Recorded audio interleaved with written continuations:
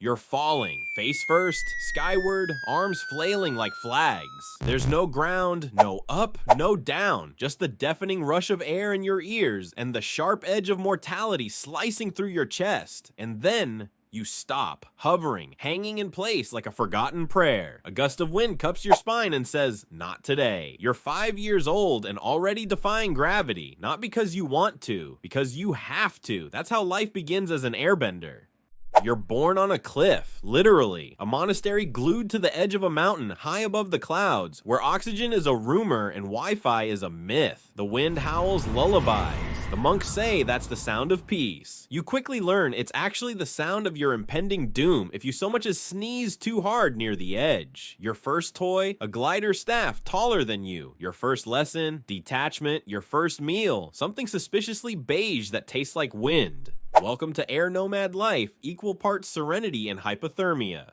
From the moment you can walk, you're expected to float. Not metaphorically, literally. Airbending is less about power and more about not dying on the way to breakfast. You slip off a ledge by age 5 and learn to hover out of sheer terror. Enlightenment? Nah, just survival instincts? You live with bald, tattooed monks who smile like they know how you die. They speak in proverbs. You ask for a snack, they hand you wisdom. You want warmth, they give you robes. You crave connection, they teach you detachment. They mean well, but they're the kind of people who can spend hours staring at clouds like they're decoding secrets.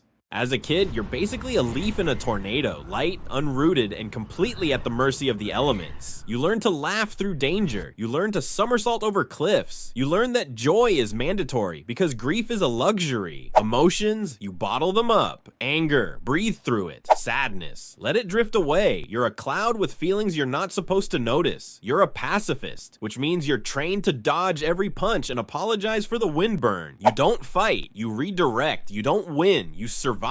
Your culture floats above the world, quite literally, but that altitude, it's isolating. You don't have cities, you don't have armies, you have wind temples and vegetarian food, and that works, until the world decides it wants more than peace. Your education is a paradox. You study ancient scrolls by candlelight, learn breathing techniques that dissolve ego like sugar in tea, but the world outside doesn't dissolve. It roars, it scorches, it demands action, not stillness, and suddenly your philosophy becomes a liability. Other nations, they see you as the hippies of the 4 nations, the nomads who eat fruit and smell like incense. You're not taken seriously until a war breaks out, and suddenly your ability to glide away isn't enough. The Fire Nation comes with tanks.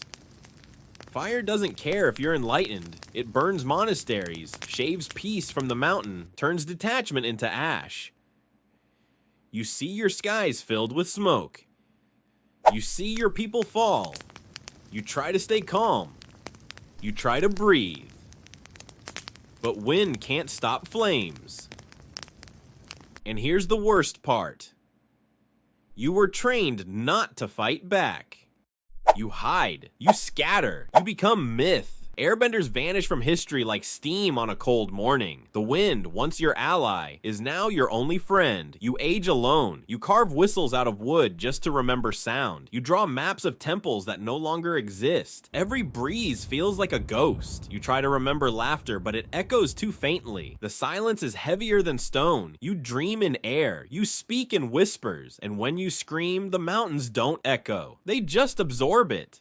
You think back to when your people soared, how sky bison rode currents like gods, how kids played tag midair and monks debated philosophy upside down. You wonder if memory is enough, if culture can live in the bones of survivors, if wind can carry grief without dropping it. You remember the smell of incense at dusk, the sound of chimes in the courtyard, the softness of monk robes fresh off the line. You remember the silence before storm season. You remember learning to whistle a wind current. You remember being told to be as free as the breeze, and you wonder now if that was just a polite way of saying disappear quietly. Then, centuries pass. You are reborn again, because reincarnation is part of the gig. You come back as a child with wide eyes and heavier expectations. You're the avatar now, no pressure. You wake up to a world that remembers your people like a bedtime story. They don't remember your laughter, just your extinction. You watch the next generation try to twist air into something it was never meant to be.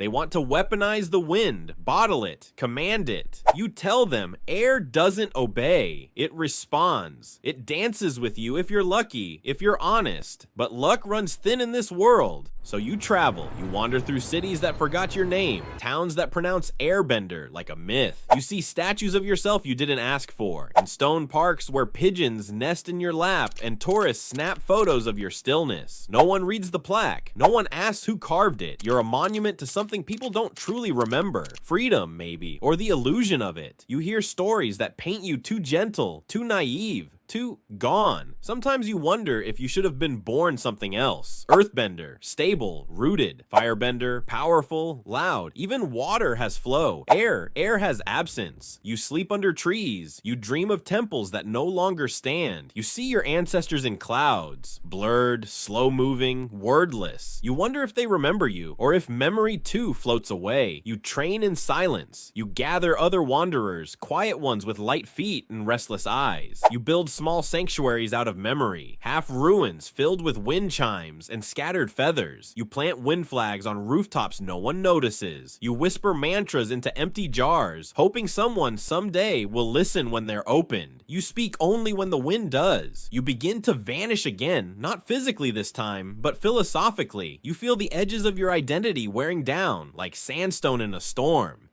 And still, they call you peaceful, but they forget peace isn't the absence of conflict, it's the mastery of it. You don't float because you're fragile. You float because you've chosen not to fall. Every breath is resistance. Every gust you redirect is a story you refuse to let end. You meet a child one day, barefoot, snot-nosed, and curious. They ask if you can fly. You smile and say, "No, I can fall better than most." In that moment, it clicks. Your people weren't erased. They were scattered. Their breath still hums through the valleys, rustles the leaves, stirs the stillness after war. You realize being an airbender isn't about flying. It's about showing others how to land gently. It's about creating space in a world that keeps closing in. It's about surviving without needing to dominate. And still, it sucks. It sucks to carry the weight of a lost culture on your shoulders made of wind. It sucks to be born into silence and told to find meaning in echoes. It sucks to always let go when all you want to do is hold on, but it also means you get to live lighter, laugh easier, move freer, and when the world finally pauses between one war and the next, you get to be the breeze that reminds people how to breathe again. So yeah, it sucks to be born an airbender, but worse, maybe, is never learning how to let go. You're air, and air never dies. It just moves on, softly, silently, relentlessly, always.